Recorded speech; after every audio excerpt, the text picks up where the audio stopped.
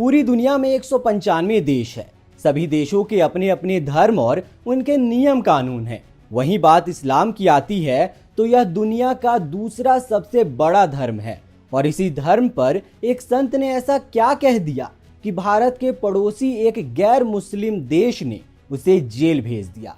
यह मामला है श्रीलंका का, जहां पूर्व राष्ट्रपति गोटाबाया राजपक्षे के करीबी और बौद्ध भिक्षु गेलागोडाटे ज्ञानसारा ने दिसंबर 2016 में मीडिया सम्मेलन के दौरान इस्लाम के खिलाफ अपमानजनक टिप्पणी की थी, जिसके बाद उन्हें गिरफ्तार कर लिया गया। और अब ज्ञानसारा को इस्लाम का अपमान और धार्मिक घृणा भड़काने के आरोप में 9 महीने की जेल की सजा सुनाई गई है। श्रीलंका में मुसलमानों की आबादी 22 मिलियन है, जो देश की कुल जनसंख्या का लगभग 10% है। इस्लाम श्रीलंका में तीसरा सबसे बड़ा धर्म है। श्रीलंका में शायद ही कभी किसी बौद्ध भिक्षुओं को दोषी ठहराया जाता है, लेकिन यह दूसरी बार है जब किसी बौद्ध भिक्षु को जेल भेजा गया। ज्ञानसारा पर बार बार घृणा फैलाने और मुस्लिम विरोधी हिंसा का आरोप था। राजधानी कोलंबो के मजिस्ट्रेट की अदालत ने यह सजा सुनाई है।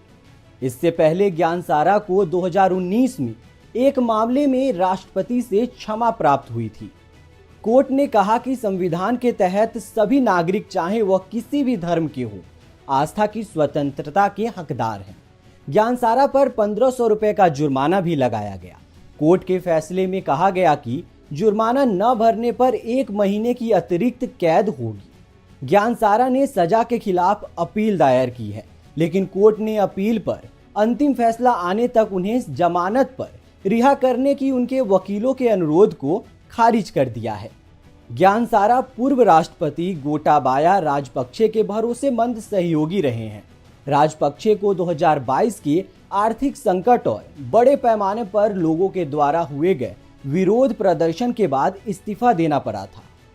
राजपक्षे के राष्ट्रपति रहते ज्ञानसारा को धार्मिक सद्भाव की रक्षा के उद्देश्य से कानूनी सुधार पर एक टास्क फोर्स का प्रमुख नियुक्त किया गया था।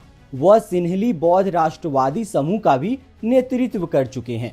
राजपक्षे के देश से बाहर चले जाने के बाद पिछले साल देश के मुस्लिम अल्पसंख्यकों के खिलाफ अभद्र भाषा से संबंधित इसी तरह के आरोप में ज्ञानसारा को जेल में डाल दिया गया था, लेकिन सजा के खिलाफ अपील करते हुए उन्हें जमानत मिल गई थी।